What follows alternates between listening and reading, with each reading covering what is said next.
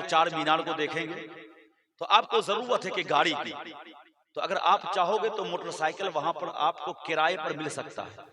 आपको कहेगा तेल आपका, सिर्फ इस गाड़ी का मैं किराया लूंगा, घंटे का 50 रुपया 40 रुपया तुम मुझे दे देना, ये गाड़ी लेकर के जाओ। आपकी आईडी रख लेगा, आपका सारा दस्तावेज रख लेगा, आप फिर मोटरसाइकिल उसको वापस करोगे, फिर वो आपका सामान, आपकी आईडी आपके हवाले कर देगा। ऐसा पहले होता था। ये शहरों की बात है, देहातों में भी होता था। बहुत सारे जो साइकिल मेकर्स होते थे ना, उसके पास साइकिलों का अंबार होता था। उसके पास लेना हो ना तो कहते थे 5 रुपया दो, 1 घंटा के लिए ले जाओ, बेचारे उसकी कमाई भी हो जाती। लेकिन सिस्टम क्या था कि साइकिल को मैं जिस हालत में दे रहा हूं ना, तुमको वापस 1 घंटे के बाद उसी हालत में करना। उसका टायर खत्म नहीं होना चाहिए, क्योंकि अगर टायर खत्म हो गया तो जुर्माना लगेगा। होता था कि नहीं? अगर उसका कोई शीशा फूट गया तो उसका जुर्माना लगेगा। अगर वो कोई चीज साइकिल पंचर हो गई तो पंचर बनाने का अब जो जुर्माना होगा वो जुर्माना तुमको भरना पड़ेगा। ये होता था ना। तो मालिक से अगर कोई इंसान किराया पर लेकर के आ जाते हो ना, फिर अब उसको वापस करते हो, तो अगर उसमें नक्स आ गई, कमी आ गई, कुछ टूट गई उसकी वजह उससे, तो अब इस सूरत में आपको जुर्माना भरना पड़ता है। भरना पड़ता है कि नहीं भरना पड़ता? इसलिए कि वो किराए की चीज है। तो मुसलमानों, मैं आपको समझाने के लिए कह रहा हूं, ये आंख ना मेरी नहीं है, ये आंख का मालिक हकीकत में अल्लाह है। ये कान मेरे नहीं है, इस कान का मालिक हकीकत में अल्लाह है। ये जुबान जो आपको दी गई है ना, जिससे आप बोल को करते हो, ये आपकी नहीं है, इस जुबान का मालिक हकीकत में अल्लाह है। ये हाथ जो आपको अल्लाह ने दिया है ना, तुम इसके मालिक नहीं हो, इसका मालिक अल्लाह है।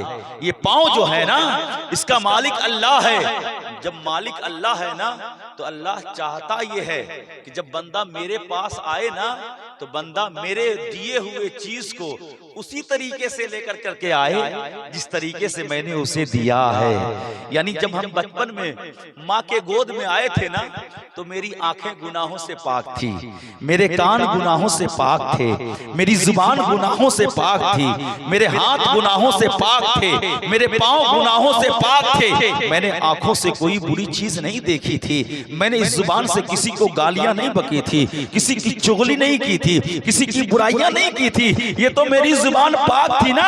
तो अल्लाह ने हमें जब दिया था तो पाक और साफ दिया था। तो अल्लाह की रजा ये है कि मेरी बारगाह में जब इंसान मर कर करके आए तो उसकी आंख भी वैसे ही रहे जैसे मैंने उसे दिया था, उसकी कान वैसी रहे जैसे मैंने उसे दिया था, उसकी हाथ वैसी रहे जैसे मैंने दिया था, उसके टांग वैसी रहे जैसे मैंने दिया था। अगर वैसा ले गए तो यकीन जानो कब्र में भी अल्लाह नूर अता फरमाएगा, हश्र में मोहम्मद के वसीले से जन्नत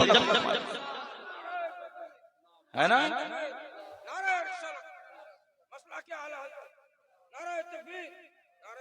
अच्छा, बुझते पढ़ लें तो कि नहीं, हम दोबारा समझा देंगे। टाइम मोड़ का अच्छे बहुत अच्छे। हाँ, मुझको तो सब टाइम ही देता है 12 के बाद।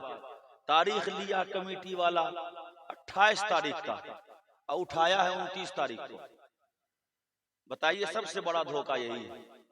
तारीख कितनी? 28 तारीख को आपकी दावत है और 29 तारीख को उठाया। बताइए, धोखा है कि नहीं धोखा? सबसे बड़ा धोखा हमारे साथ यही होता है। तारीख कुछ और लेता है, उठा किसी और तारीख को देता है।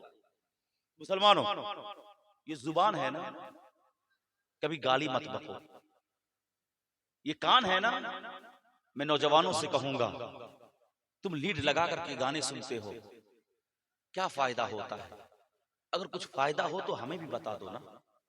न दुनिया का कोई फायदा है, न आखिरत का कोई फायदा है। तुम ये लीड लगा करके सुनते हो।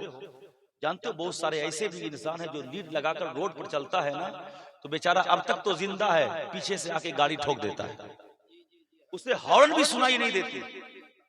हॉर्न भी अगर मारो ना तो हॉर्न सुनाई नहीं देती, इसलिए कि वो बंदा तो गाना सुन रहा है ना। और लड़के तो लड़के, आज हमारे मुआशरे की बच्चियां भी बहुत ऊंची हो गई।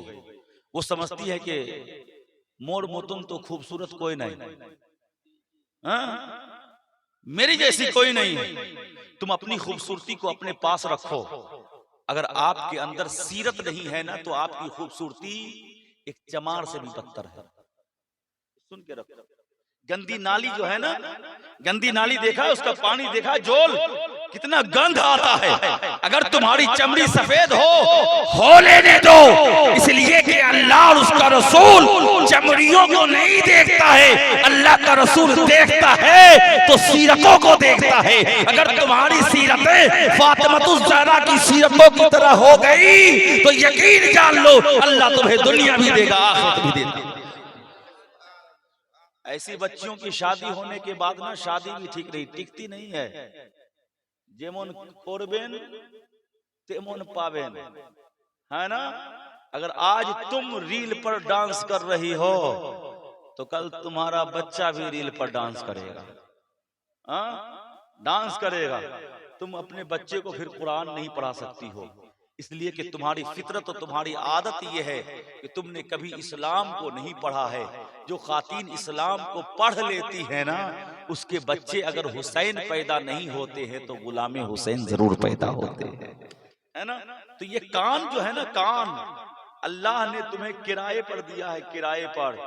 यानी अगर तुम्हारी 50 साल की जिंदगी है तो तुम उससे फायदा हासिल करो, लेकिन उसके मालिक आप नहीं बन गए हो।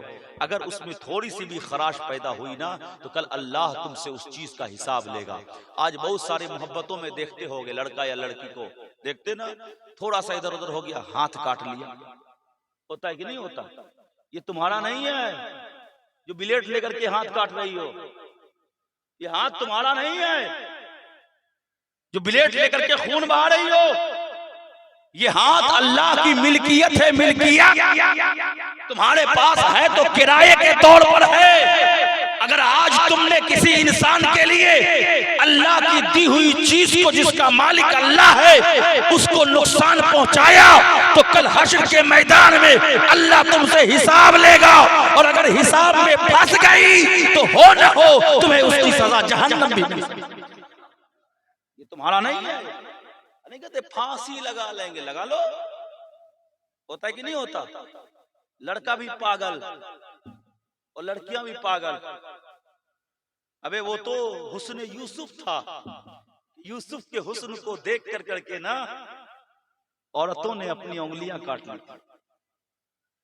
हुस्न यूसुफ को देख कर देखती रही खूबसूरती को, सेब काटती रही, पता भी नहीं चला उंगलियां कट गई, दर्द नहीं हुआ।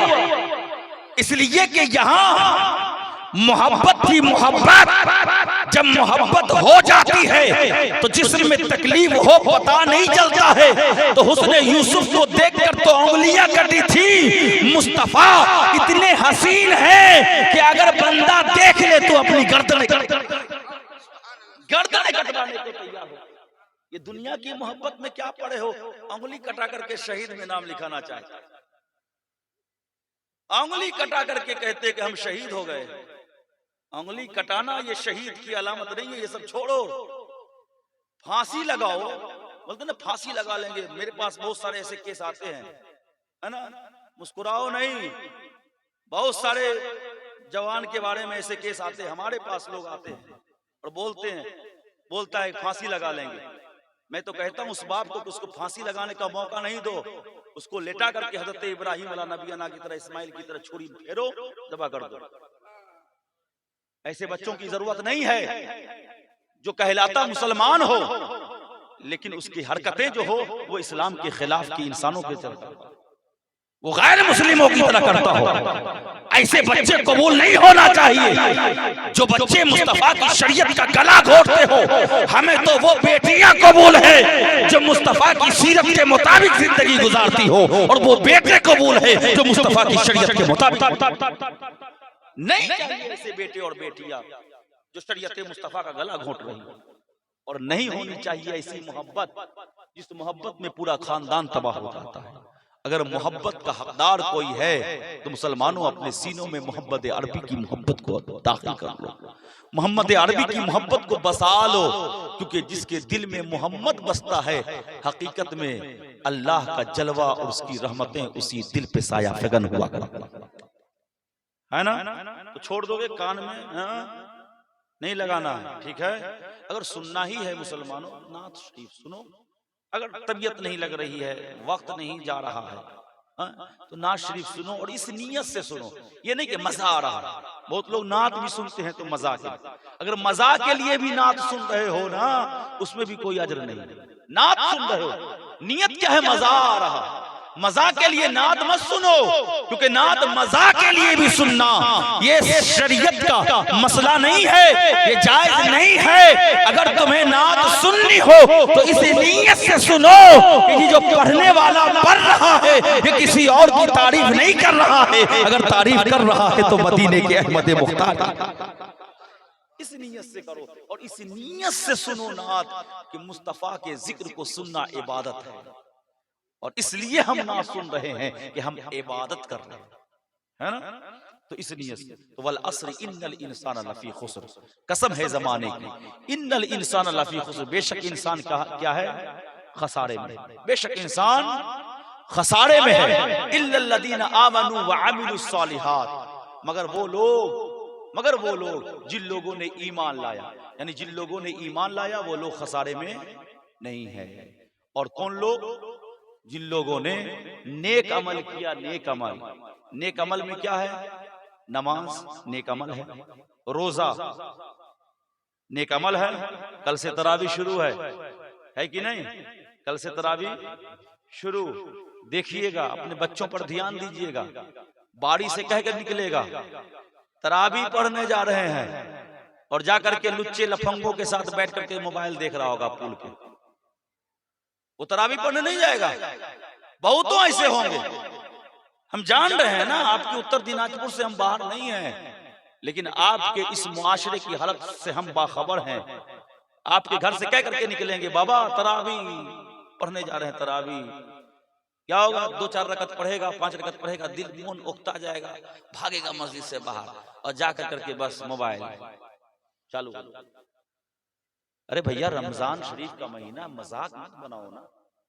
तुम्हारी वजह से ये मुसलमान कौम बदनाम हो रही है।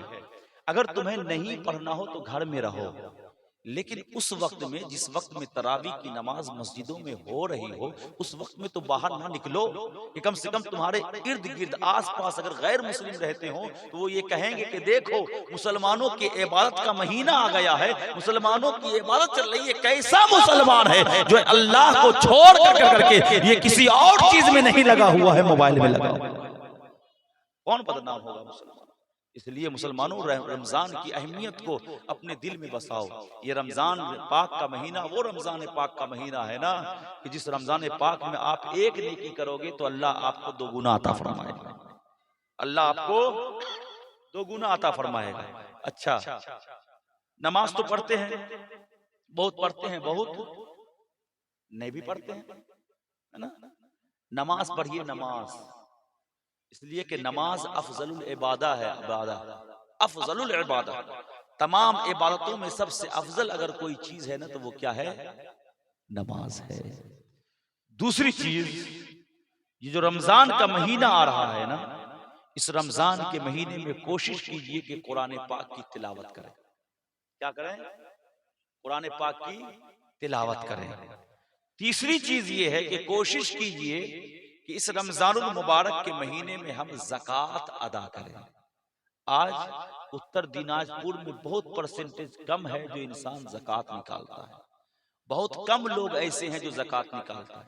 मैं आपको हकीकत बात बोलूं, जलसा होता है ना तो आदमी दान खूब करता है। यहाँ के लोग दानी बहुत हैं, लोग कहते दानी है, अच्छी बात है।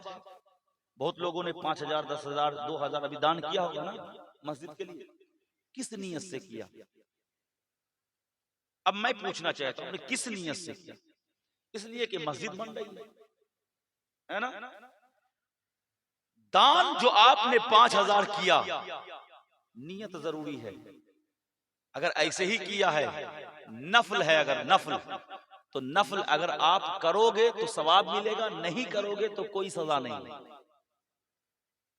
कर दिए अगर दान जिसको कहते हो दान हम कर रहे हैं, तो दान जो होता है अक्सर बेशतर नफल होता है। अगर उसमें किसी और फर्ज और वाजिब की नियत नहीं की आपने तो नफल हो गया। तो नफल का मतलब यह है कि हमने किया है तो अल्लाह सवाब देगा, नहीं अगर करेंगे तो हमें कोई सजा नहीं होगा। लेकिन जिस तरीके से नमाज फर्ज है ना, उसी तरीके से ये ज़कात भी फर्ज है। ज़कात ये फर्ज है। अगर किसी इंसान ने ज़कात नहीं दिया ना, तो वो गुनहगार हो जाएगा। इस तरीके से नमाज छोड़